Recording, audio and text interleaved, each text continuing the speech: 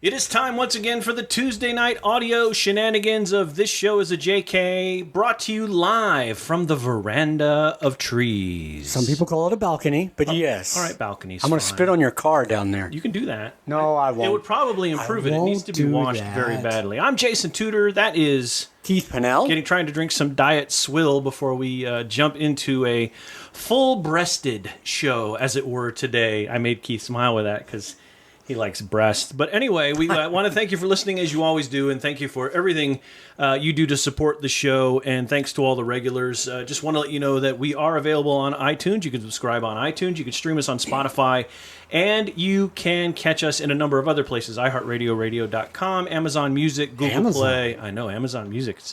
That's a big one. I found that one. It was pretty cool. So don't miss us. Try to catch the show. We continue to do 2 shows a week, Tuesdays and Saturdays. Saturdays being the live show, and Tuesdays being the audio-only fiesta. So we are happy to talk to you tonight. We have a lot to talk about, actually. Keith came in thinking we didn't have a lot to talk about. Apparently we do. But we have a lot to talk about. All right. So we will get to that straight away. Let's see. No sponsors tonight. We will tell you that the Saturday show bracket, so the Saturday show... Whoa, where'd that's coming from? Diet Cola gas. Wow. The Saturday show is moved to Friday. So the Saturday extravaganza that usually happens at 3 p.m. live on Facebook will happen at 3 p.m. live on Facebook on Friday, August 7th, because there's some stuff going on August 8th. So we just want to make sure you're aware of that through the show. Those of you who listen, we'll make sure that that show is, you have access to it and that it's posted and all that. So that you can round out your weekend and suitably fill in the slots of your plans and all of that. It's a beautiful night, isn't it? It is gorgeous out here. Yeah, it is. I think this is the last one for a while, though. It's maybe tomorrow, but I know Thursday, well, it's not hot to me yet, but it's going to start getting hot German-wise. It's going to be in the 90s in the Fahrenheit starting, I think, Thursday and then running through probably Sunday or Monday. So...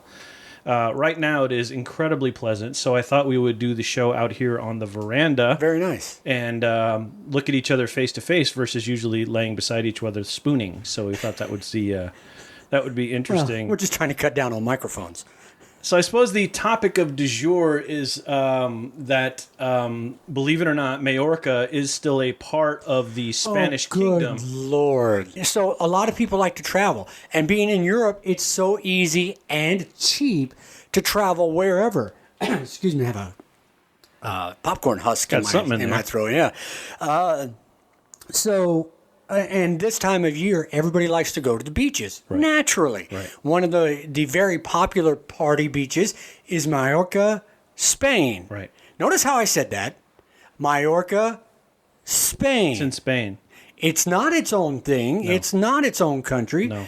It is an island off the, if I'm got my geography right, the east coast of Spain. Correct. It is still part of Spain. No. So... earlier this week, or Monday, I should say, we thought that Belgium and Spain had put on basically a no-go list. So Luxembourg has been closed for probably 2 weeks now, 2 or 3 weeks. And we thought through official channels that Belgium and Spain were added. The problem had become that when the folks who decided to make us aware of this official thing decided to, there was a map that was put out. That's probably the best way to say it. There was a map that sort of came with this warning.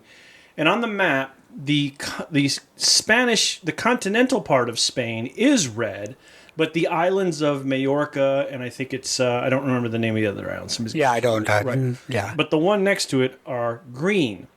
And the same is similar for Portugal. Portugal is also in the red, but the Azores, where I used to be stationed and live, and where some of my family is from, those are green. So this created some confusion. Now, the confusion could easily have been eliminated by reading the nomenclature, which says if the country is red, it's no-fly. If the country is green, you're good to go. Well, Majorca is still a part of Spain. That's the country that it is in, Spain, and it's red. That it's mismarked on the map is not an excuse to say, well, I'm still going to Majorca. I get that there are probably hundreds of people right now trying to cram in a last 2 or 3 day or even a full week before their kids go back to school. Who have already paid. Who have already paid for tickets to Majorca. I totally get that because have gone through similar ass pain on similar things and have lost not hundreds, but thousands of dollars this summer, and understand this to a T. However, when you try to create your own loopholes and by getting around this, it doesn't work out well. So the big thing here is it's important to, where we live, if they come down and say, this is what you're going to do, that's what you're going to do. And if they say the country is off limits, all the country is off limits. Now, people were trying to be pedantic by saying, well, these 3 regions were out in Spain were out, but none of the rest of it was. But when the order came down, it said Spain. And, the federal government works with a very large hammer and a very large, broad-edged sword, and that's the way it is. And, but the end of the day, we discovered is we don't know what's true and what's not true, to be fair.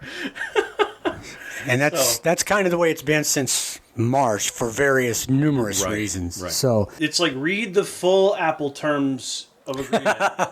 Read it all. Understand what data they're taking from you, what they do with it, and why. Understand what, they license like 29 different software in order to make iTunes run. Did you know that? Some of it's Creative Commons, some of it's freeware, some of it they have to license, like the MP3 format.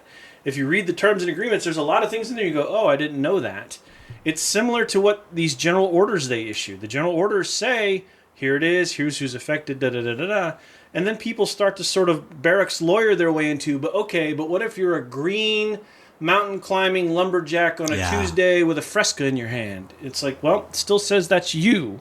Yes. And at the end of the day, and I hate that phrase, but the ultimate guillotine on this is go talk to your supervisor, go talk to your boss. What's your boss say? If you're the sponsor, if you're the sponsor and your boss says you can't go, you can't go. I come from a place of sympathy with this, but also a place of incredulity on it's Spain. Majorca is Spain, and rather because nobody said that. Oh, they must have mismarked the map because they mean Spain. Nobody said that.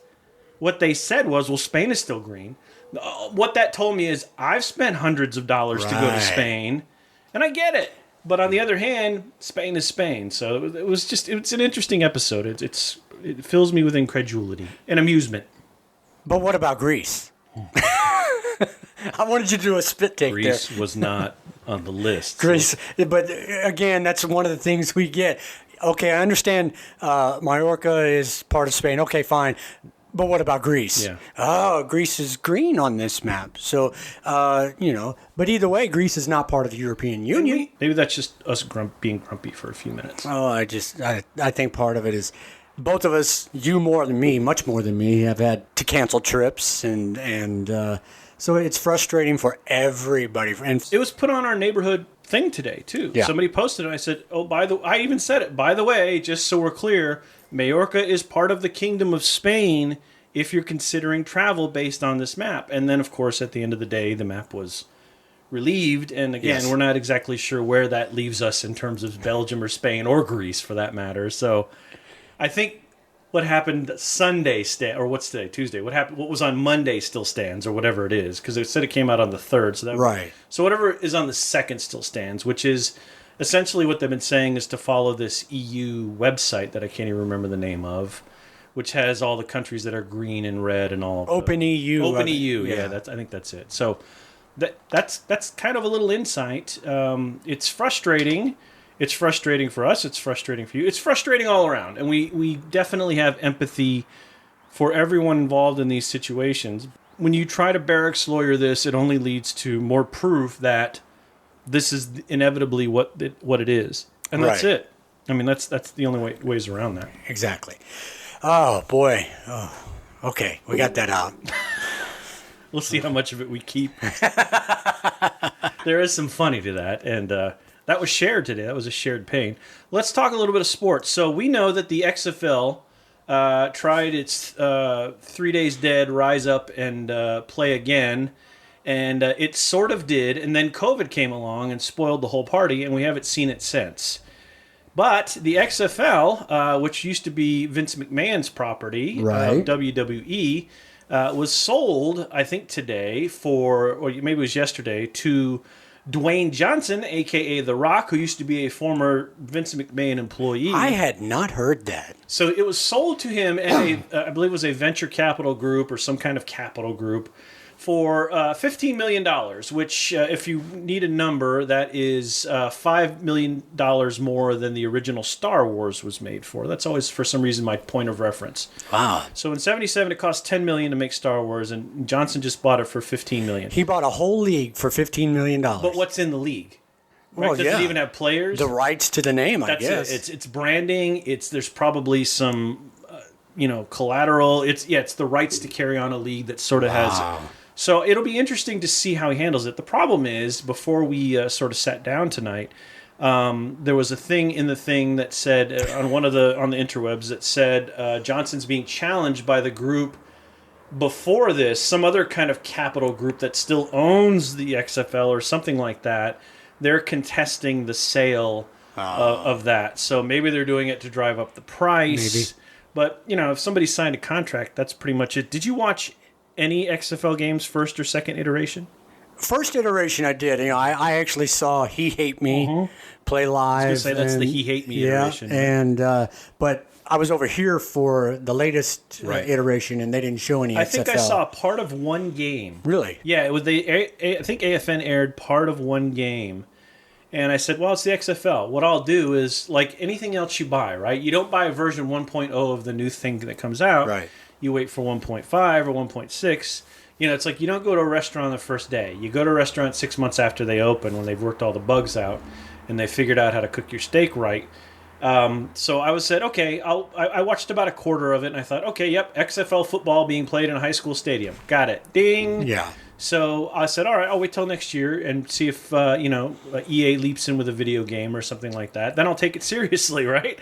Still waiting. Still waiting. And there ain't no league at the moment. So, yeah, I think all he's bought are naming rights and branding and maybe, 500 or 600 old uniforms or something. I don't know. Because they don't own stadiums. Not that they would. But the business model of the XFL was interesting because the NFL is in itself an entity, and then it has 32 separate owners of teams. Right. Or in the case of Green Bay, it was 31 plus thousands of others who own Green Bay, or at least they think they do. But the XFL, Vince McMahon's onus was, I'm going to create a league with the teams, and I'm going to own the teams as well, and then just hire the coaches, which is an interesting business model to me. And to me, I don't see any competition to that. That's just a club where people come out and compete. And to me, that's turned into more like what the NFL has become anyway, which is kind of a fraternity where everybody loves each other and looks out for their paychecks and so on and so forth. And there isn't a lot of the same feudalism and terror and anger that there was in the 60s and 70s that sort of fueled the great competitions. And I'm not saying it's not competitive. It quite very much is. Those guys take it very, very seriously. Of course they do. And I'm saying they don't. But at least the relationships that they have amongst those, 500 and 612 or whatever it is, rosters. No, it's more than that. Yeah, right. It's like 1,500 players has changed from when it was. The Redskins and the Cowboys used to hate each other. Now they're like, hey, it's good to see you. How's your kids? Cowboys still hate the they still Eagles hate the Redskins, and back and forth. Right. Yes. So to me, when you say the XFL owns all its teams, they can basically all gather in a room and go, okay, here's how the season's going to go. It's a lot like wrestling in a lot of ways. Oh yeah. Or in the same way, here's the UFC owns all its fighters. One of the things that's interesting about traditional boxing is you had these boxers who came in and they had their promoters and they sort of had their own thing, and this party would fight this party, and it's not to say matches weren't fixed. Of course they were fixed, and then there's betting and all of that, but there was at least the idea of some sort of independence of Muhammad Ali versus Sonny Frazier or Joe Liston or whatever. But UFC to me it's like Target employees fighting, right? The guy from inventory is going to fight the guy who pushes carts. The stock manager is going to fight the soft goods manager. And, and the heavyweight battle is the manager versus the regional manager. They're all from the same store. And to me, that I don't know. And I get it. I get that people love UFC. I get that they pay big money to watch these fights and whatever. I mean, I'm guilty as anybody of, in the early 90s, paying for a lot of Mike Tyson fights that lasted about 32 seconds. 52 seconds, right? Yeah. Exactly. But I've never seen the draw of UFC because it just always felt like, again, they're all just Target employees fighting one another, and at the end of the day, nothing much matters. The earth really hasn't moved at all. I mean, it used to be a big deal when Muhammad Ali or Mike Tyson would win a heavyweight fight. Right. When one of these guys in UFC wins a big title, who gives a shit? Nobody. Mostly because there's a number, in boxing it is too, there's a lot of competition now, but there's a number of UFCs, aren't there? There's UFC, there's MMA, I think there's like 3 or 4 shreds of this, and there just isn't the sort of hype that there used to be. And that there's 2 reasons for that. One is we don't have 3 networks and newspapers anymore. Right. We have hundreds of thousands of channels and content providers and content givers, if you will. But it's more, that sort of hype just doesn't exist anymore. And it's not as, I don't know, is UFC attractive to you? No, I don't like it. I'm like you. I think it's, when you can do a reality show on it, I think it's all about money making. The Dana Whites, those kind of people that will promote, Right. and then once you lose a fight, he's done with you. Pretty much. If you're not making the company money, right, or you're out of company standards or something like that, and that's sort of why boxing was interesting. Is because you did have these guys who sort of freelanced their way, but at the end of the day, they were still the champion, and you still had to fight them. Right. I mean, Floyd Mayweather, or again Ali, or some of these other guys, they were who they were, and whether you liked their tactics or whatever they were doing or not, those are the guys you had to fight in order to be champion. Whereas Dana White could just fire a guy if he doesn't want to be champion. And again, there's just something, I don't want to root for the corporation.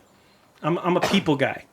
And one thing that's changed a lot over the years for boxing is you had the heavyweight fight, you had the light heavyweight fight, right, and then on down in featherweight and middleweight and all that. Flyweight, that was my favorite. But now you have this version of, and that's why they have a unified title, right? But anybody can call themselves champion, and right. it's they haven't fought this guy over here right. who calls himself a champion in that same week, right. that kind of thing. So I lost interest in boxing. We used to watch a lot of boxing, my dad and I, in between Harlem Globetrotters games on Wide World of Sports. Wild World of Sports. Blah, blah, blah. So I came to know boxing, but you're right. Boxing has shredded like religion shredded, right? Somebody That's a very good way to put it. Nailed something on the door and said, "I'm Martin Luther," and now you have WBC, NBC, CBC, and you have all these different shreds, and they have to fight in different states where there's licenses, and it just became very sort of bureaucratic, corporate, yes. corporate. Maybe not as corporate, but definitely bureaucratic, right? I think. Did you see that Tyson is going to fight Roy Jones Jr.? I've seen that they are in talks to do that. That would be interesting if that happens. People were pissed because they wanted to charge $50 for it. Yeah, that's pretty funny to me. But I'd probably watch it just to see the 2 old men fight. But they're holding it at a strange place, though. They're not doing it in the States. I don't think they're doing it in. I don't know where they're doing it. I didn't go that far into it. See, that's why, it's like there was a reason why they had the Thrilla in Manila and the Rumble in the Jungle is because they could do it there and keep most of their money. Right. They couldn't do it in London or somewhere else because they were going to tax the shit out of the money. And, yeah. So who's your money on that one, by the way? Tyson. He's the man. Oh, I love Tyson, but Roy Jones Jr. Jones is not as old. No, and Tyson's not. They're both old people who are going to get into a fight. So, I mean, that's what you expect, What is it, the famous line?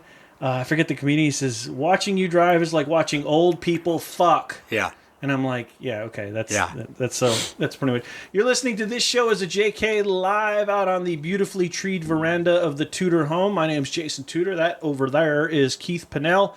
We are here with you twice a week, and we're always happy that you're along for the ride. You can download the podcast on iTunes, listen to it on Spotify. You can also get it on your iPhone. Just get to the podcast app, search for This Show as a JK.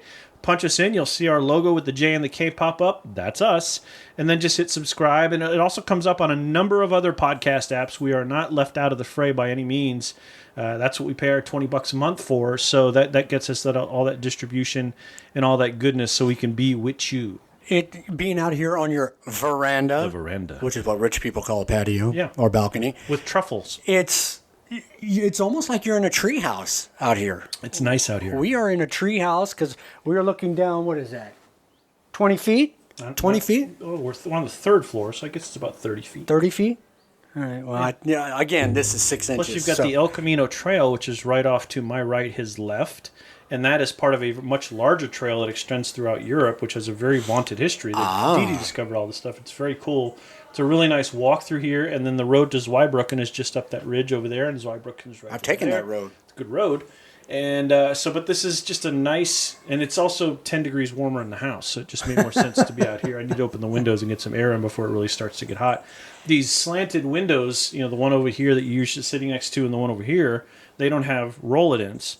Guess where the sun comes up? Right there. Guess where it goes down? There. So I'm constantly trying to put blankets up and stupid shit like that and all that. I wanted to talk about these people who are going to boycott the NFL season because players are kneeling, but we'll do that on a different show. When we started talking about people versus corporate, that sort of hit me that it's always strange to me when people who can't afford to pay the parking in an NFL game, but who insist they want to watch it at home or whatever, are suddenly boycotting the league because of the players.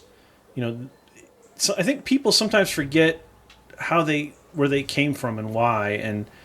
But again, it's another show topic. I always find it odd when people root for the company, like go IBM, instead of people who are like them trying to save their jobs. But so we're putting a pin in that. Maybe they want to save their own job. I don't know.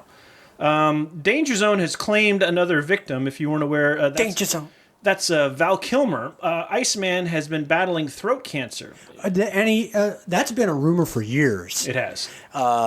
And I think it was mentioned in a story I saw about him. He has a cameo or is in the new Top Gun movie, I think. He's very much in it. And because he the video report I watched at lunch today said that he and Tom Cruise were laughing like they were in high school or something like that. So he's very much in it.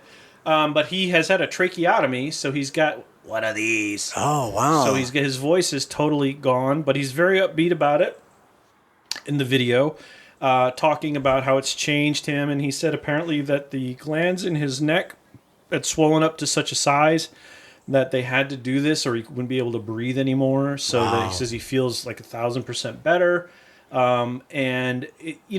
He's been in a lot of really good movies. He's been in... Real Genius was comic Top gold. Gun was a lot of fun.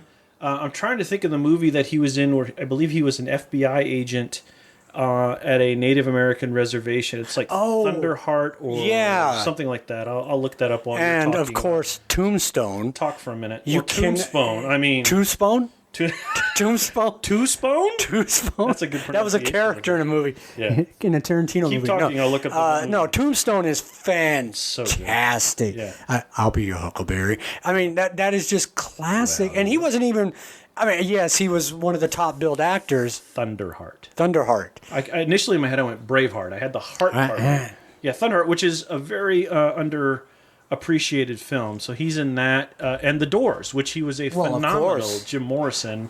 That's what made him top tier, was The Doors. Real Genius was, I thought, is still comedic gold. Right.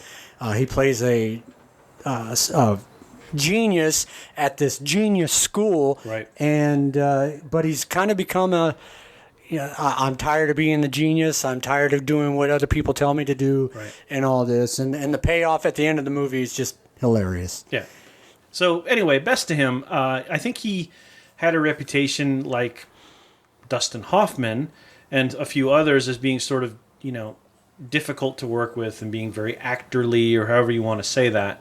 But you never want to not root for a guy who's got throat cancer or something like that. Right. And I've never, in anything that I've seen him through the media, in every story I've ever read, to be a nice guy and have other people praise him. The other movie I was trying to think of that he's really good in, if you haven't seen, is the one written by David Mamet called Spartan. He plays never seen it. A Marine gunnery sergeant who's assigned to like a special CIA type detachment. And he's like an agent. It's really, really good. Huh. I think you'll enjoy Spartan a lot if you haven't seen it. It's actually, I need to watch it again. It's one of my favorite films. A lot of tropical storms back home. You know, there are, and I know that... As if there weren't enough going on. Yeah, it's... Time to run from the weather. Southern Texas coast got hit last week. Right.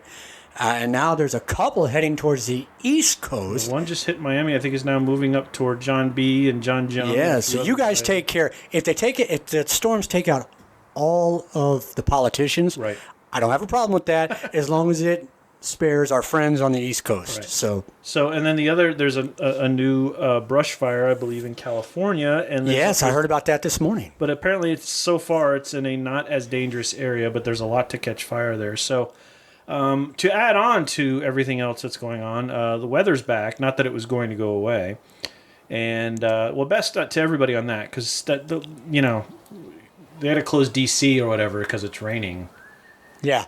That's hard on us because we have to call back for reach back support to DC and it's not there. Well, it also means less email during the day. So we'll take that in a minute. Also, you know what else happens? And this is the year it happens. Jeepers Creepers. That dude comes alive. You've never seen Jeepers Creepers? I can tell by the look on your face. I don't watch horror movies. Oh, well, I shouldn't. But Jeepers Creepers is this thing that you first see it. He's up like a scarecrow in this cornfield. And then all of a sudden he's gone, and it's a Wizard of Oz. Yeah, he kills for every 23 years. And I don't remember exactly what the reason he kills is or whatever. But for those of you who know Jeepers Creepers, tickets to go to Majorca, and he couldn't use them. That's why he couldn't get a refund. Yeah, I don't blame him. So this is the 23rd year, 2020, as if we need that. So, yay. A lot of things have happened. Like 2017 was the year Blade Runner. November, how can I forget that day? In November 2017 was the year that Rick Deckard went on the hunt for Blade Runner. 2020 was the second Arthur C. Clarke film, right? Or no, that's 2010. 2010, which was my favorite of the two, actually, with Roy Scheider, one of my favorite actors. Yes, I really like them. So all of these things that are, these dates, that, and some other things, it's like we're getting all this stuff, but we're still haven't gotten like pill form food or jetpacks. Where the hell is my jetpack? Monorails to work or any of that Disneyland shit that we were promised. There's a great Southern-type comedian that I used to hear on a radio show I listened to. Well, he's from the South. That's better. Georgia. He's from Georgia, as a matter of fact. And I can't... He died just a couple of years, or maybe 5 years ago. Very funny man. But he wrote a song called Where the Hell Is My Jetpack? And Tom... I can't think of it. Rodney Harrington. He's from Texas. No. Yeah, Rodney's White. He's from Texas. Jeff Foxworthy's from Atlanta, but he ain't dead. No, I'll tell you in just a second. So it's none of the blue collar gang. Because I had this device at my... All right, well, you keep doing that. School's going back. We'll come back to that. Schools are all going back, and all the things that people predicted were going to happen because we're forcing kids back to school because of federal funds or whatever are happening. Apparently in Georgia, I think it was Georgia, Gwinnett County, 200 people assigned to the school or students or something like that all tested positive. I saw that. There are, I think people have fear about sending their kids back to school. I think it's of two schools, if you will excuse the pun. Tim Wilson, by the way, was the comedian. I remember him. He's very funny. Great storyteller. Anyway, two schools, and you and I both know, well, you know one intimately, some teachers locally. I think there are two schools, and we see it in these forums that you and I belong to. Right. There's two schools. Parents want their kids to go back to the schools for the education. And there's another group that want to get their kids out of the damn house. Yeah. Get away from me, kid. Right. Those people piss me off. But it's funny because I was talking with a friend about this the other night. Mm-hmm. And 2 weeks ago, this group of teachers I've been adopted by no, we need to get back into school. We need to be with the students in school. That's the best way to learn. Couldn't agree more. A week ago, it was, well, I don't know. As things go on, they're talking about kids wearing masks, and we all know that kids aren't going to wear masks properly, and this and that.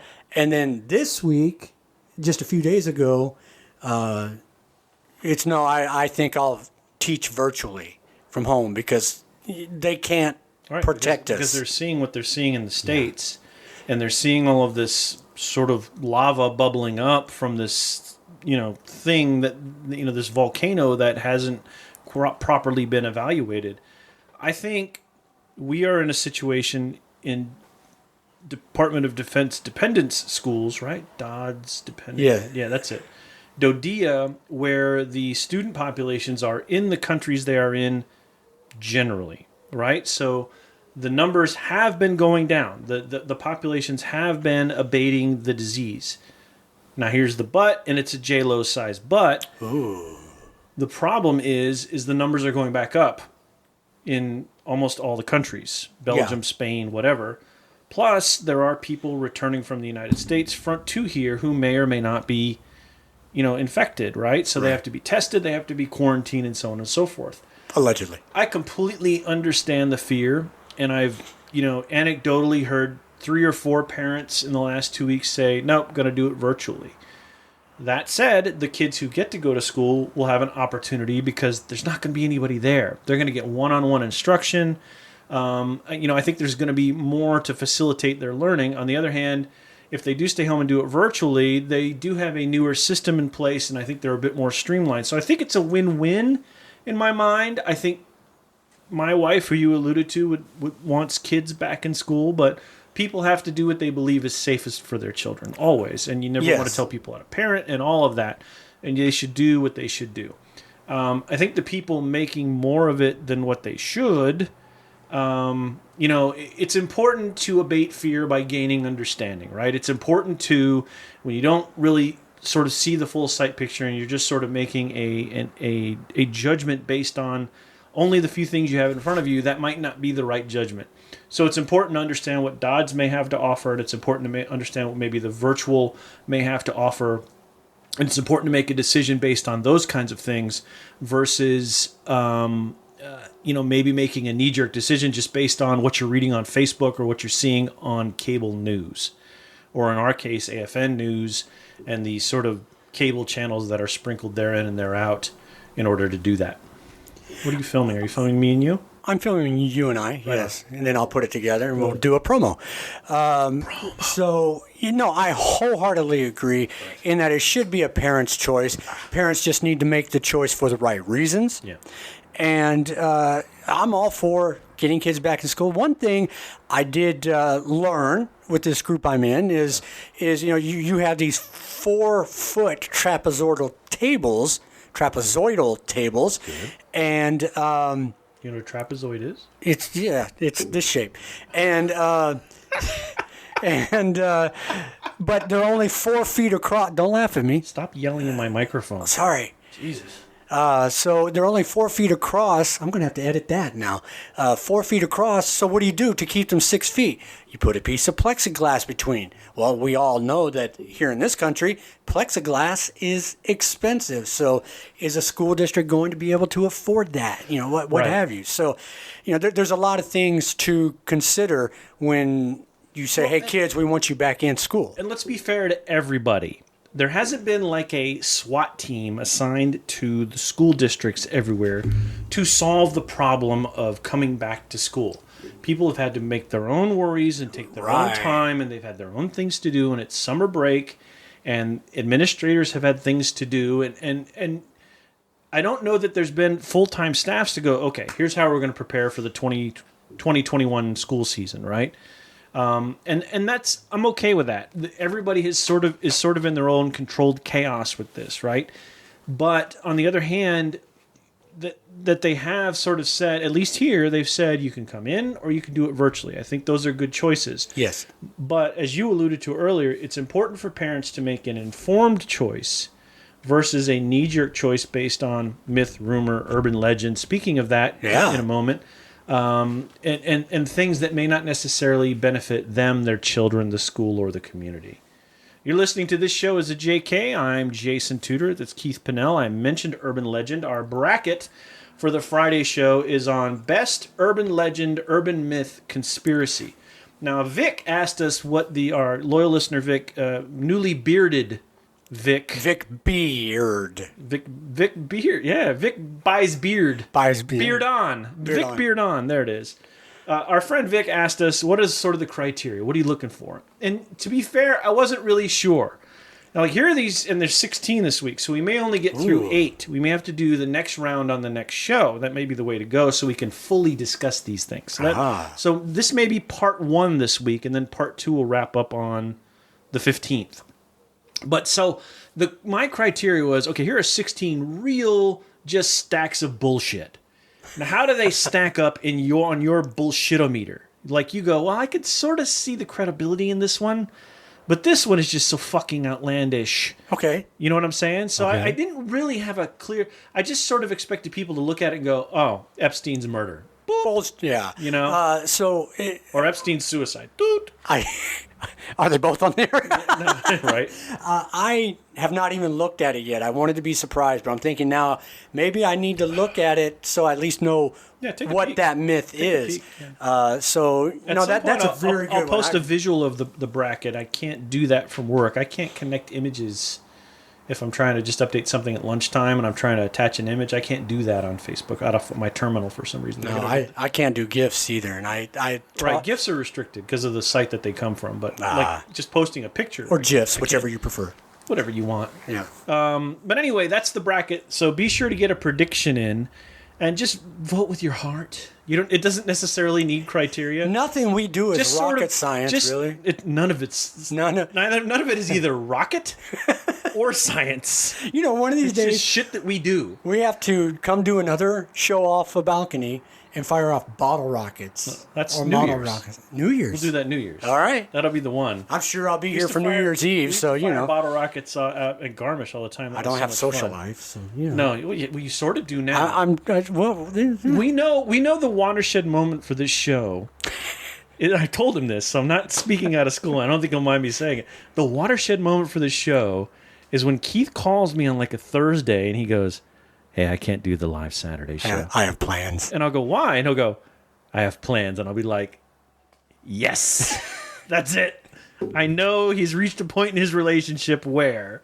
So that is the high watermark. But anyway, go over, make a prediction on the bracket. Make us happy. We're up to 6 now. John B. made his prediction today. Darren is traveling. He is in Amsterdam today, bitching about a sign that was on masks. Good for you, Darren. Was he bitching about it, or was he agreeing with it? I'm going to say he was doing both. I think he was agreeing.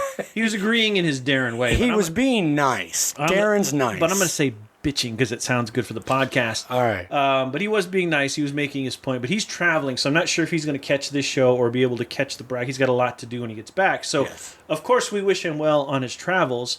But we do want him to try to. So we've got 6 now or 7.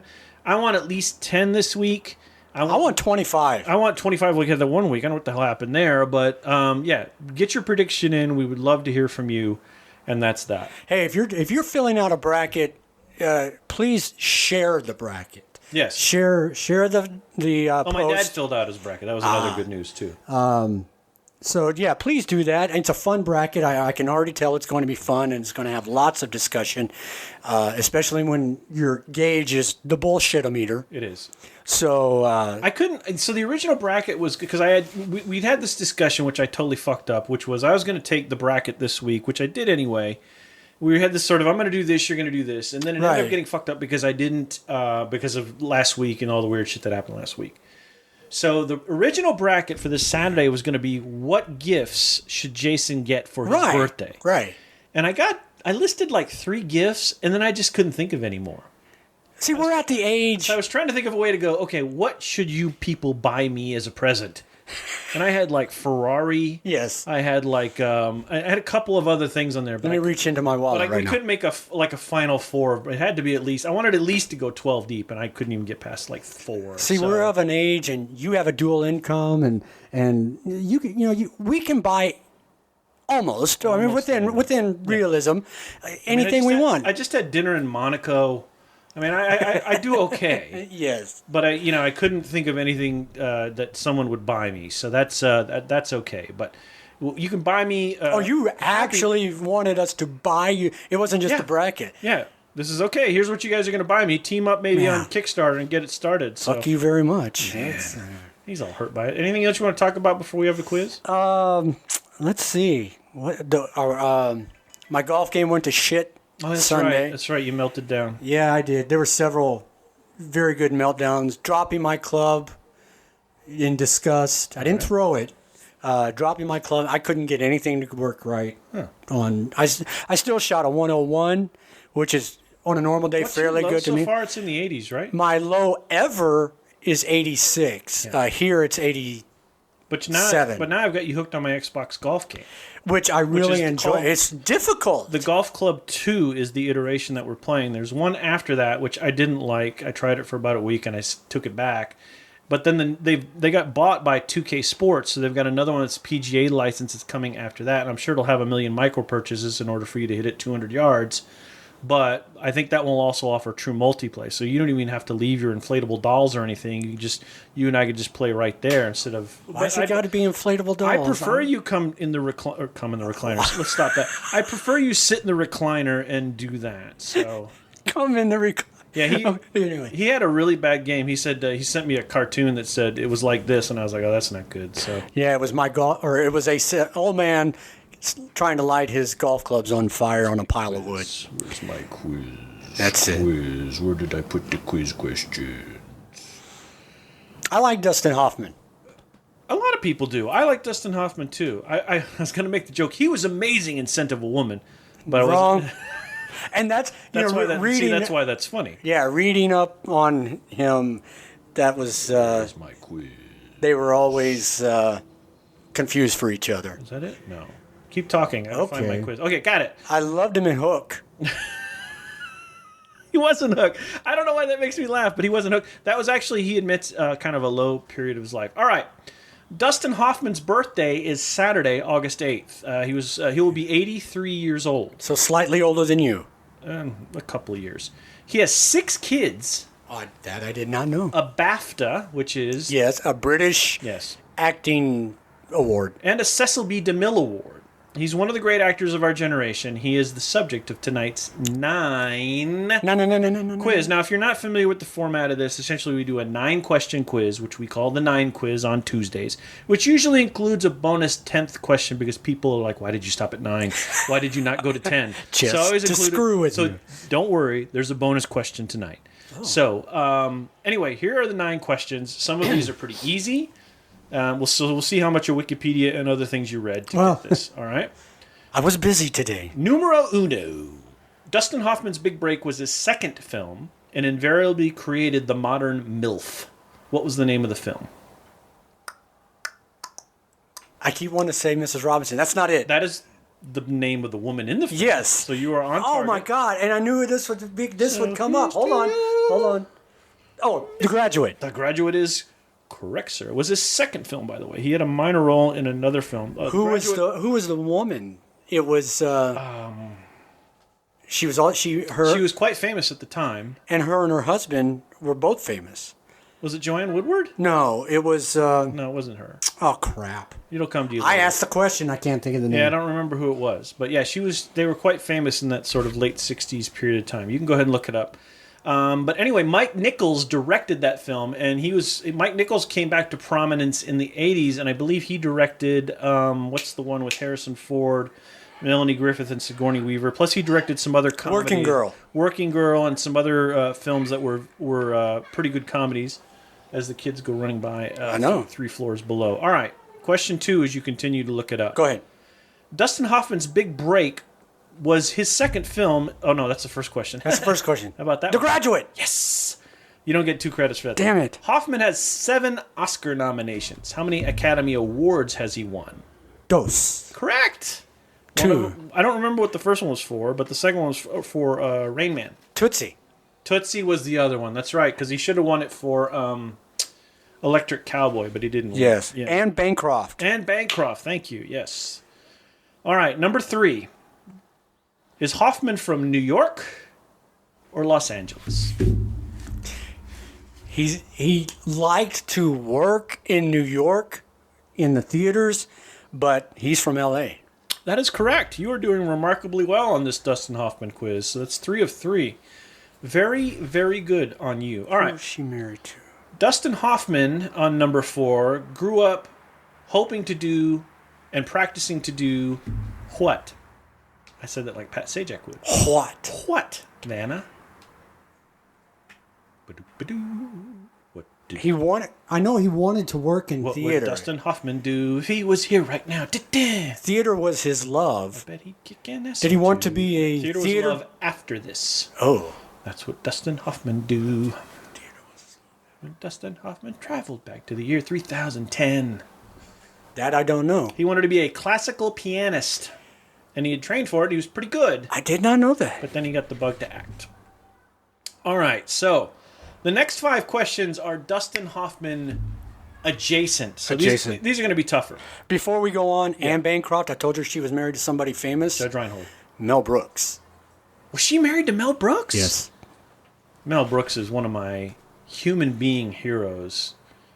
World War II, he's just one of my heroes. Among her survivors was her husband of 40. Yeah, was her husband of 40 years, Mel Brooks. Yeah, I'm not even going to get into how much of a hero in my life he is. Mel Brooks is amazing.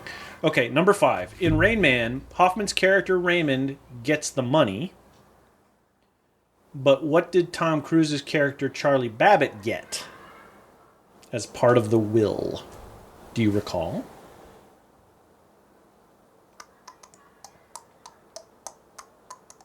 Does Keith know the answer? Does Keith know the answer? I know he wasn't happy about it. He was pissed about it because he needed to pay a debt. He needed to pay off the debt that he got for bringing in the Ferraris, which were being held up for emissions. So he needed the money that his father had left behind and that he gave to Raymond. He got custody of Raymond, right? No, but instead he got this, which Raymond was good at driving on the driveway.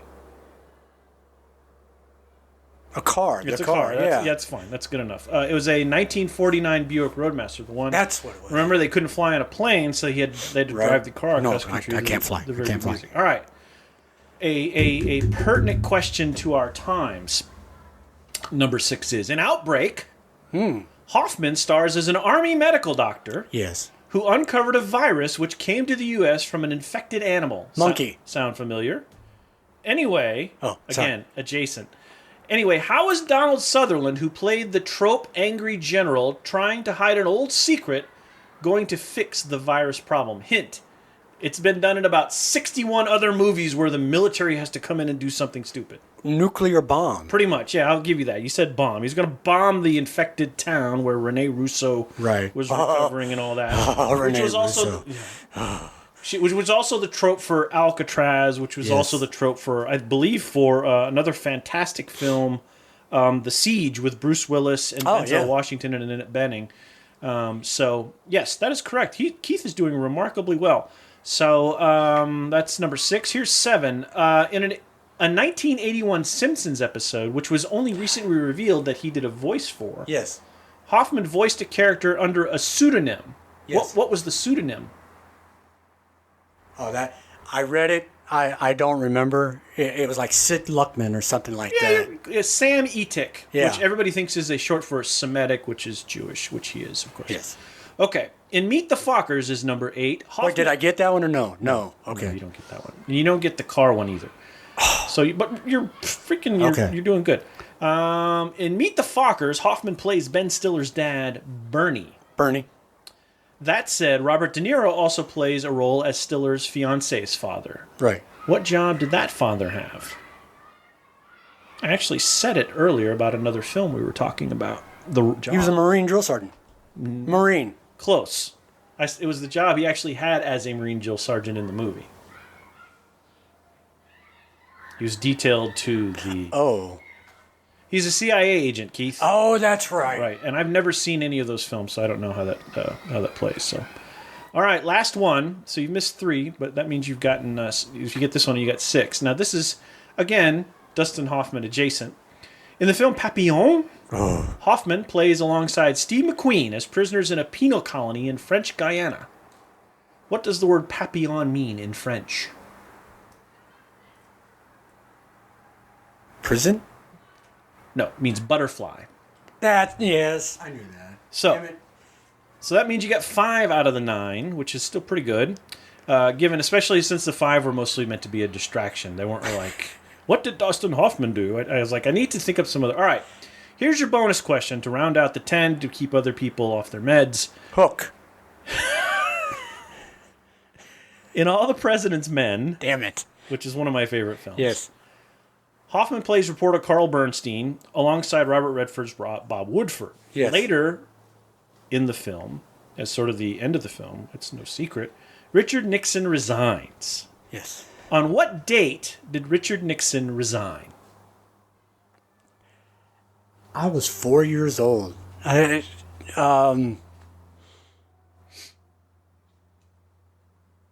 August 8th. Correct. Why would he ask me about a day? Sharon- Oh, it's his birthday. Sharon Tate's murder actually happened on the day of my birth, and Richard Nixon's resignation is the only real other famous thing that happens on August 8th. So I get 5 Which I points believe for was the bonus. August 8th, 1973, so I think that's 3 years after your birth, isn't it? Yes. Yeah, okay. So be sure. So, no, you don't get, that's not, it only works that way in the bracket, where the points increase Damn it. incrementally as you go. So, but good job. Yeah, you did pretty well on that. Dustin Hoffman is, it's a good topic. I like Yeah. that one. So, So I've got the 9 next week then. yeah. What will it be after August 8th? What could it possibly be? I don't know. I don't know what else happens that week. August is kind of a lackadaisical month. Like most of Europe is on vacation. Right. Kids go back to school toward the end of the month. It's that month between It's summer. hella summer Yeah. and school. It really is like, well, Hell of Summer is going to start as kids play in the street. Hell of Summer is about to kick off pretty well for us on Thursday. looking forward but to at it. least it hasn't been here since June, so I'm Right. cool with that. So yeah, we'll take that. Any last thoughts?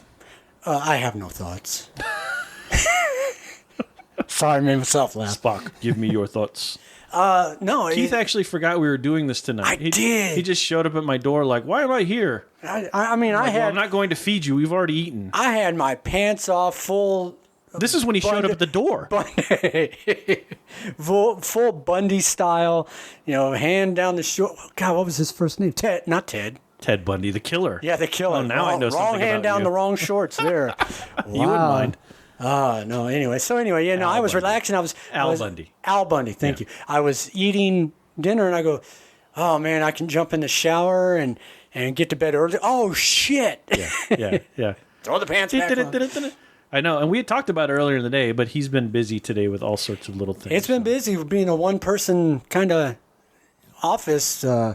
It's been busy, and I have a whole new respect, even more respect for our coworker who left. So She's leaving tomorrow. yeah, she got bumped. They got bumped up. Up a day. So all the best to Erin and her husband Ben and on their journey back to the United States. All right, well, that'll do it for the podcast tonight. If you enjoyed it, don't forget to go over to iTunes and leave us a review and 5-star that bitch and say something good and share it. We love when you share the show, and we love when you authentically like it. I mean, if you don't like it, don't share it, but tell us you don't like it and tell us why.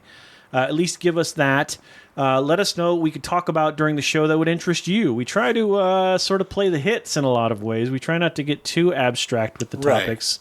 We're not talking about thermonuclear dynamics or anything like that on a hardcore basis, but we know, and We haven't talked to military airplanes in a long time. we haven't, and so- I think we've tried to temper the COVID conversation as much as possible, except when it's pertinent. Yeah. Like when you have to help people with geography and things like that. But beyond that, we would love to hear from you, and we're actually thinking about having a call-in segment through Skype. But we have to experiment with that and see how it works and set it all up. But I think we need to see a picture of Vic Beard. Vic Beardon? Vic Beard on. Vic Beardon, you need to send us a picture through the message so we can post it on the show. Well, I'm glad Vic Beardon is hanging around. He's like Grizzly Radams. All right, that's it. Thanks for listening to the show. And we're done. And we will talk to you on Friday. Just a reminder, we'll talk to you on Friday, 3 p.m. live. Unless something goes really haywire, we'll try to warn you before that. But then our next show will be Tuesday, 9, 10, 11, the 11th or the 12th. Man, when you said 3 p.m., I couldn't do the math. 3 p.m. Eastern. 3 p.m. Eastern. But that's still our Which normal means Keith's time, gonna just be at my 24 house hours at 9 earlier. o'clock on a Friday night. So. And then be here again Saturday, Right. and then Yeah, but you're here Saturday for a party, so. whatever. Anyway, I think we're also thinking about doing another golf podcast. Are we? Yeah, we are. Well, I am, and now we are. So we'll figure that out if you thought that was entertaining. Keith just needs to up his game on the descriptions and come a little more Well, now that hardcore. I've heard what you said about me, He actually didn't speak to me, and I thought, oh, fuck, I've pissed him off. But we're still speaking, so I just thought it was funny. So nothing is off limits. anyway, we're planning content, so keep that in mind. All right, we love you all. Take care. We'll talk to you soon. Bye.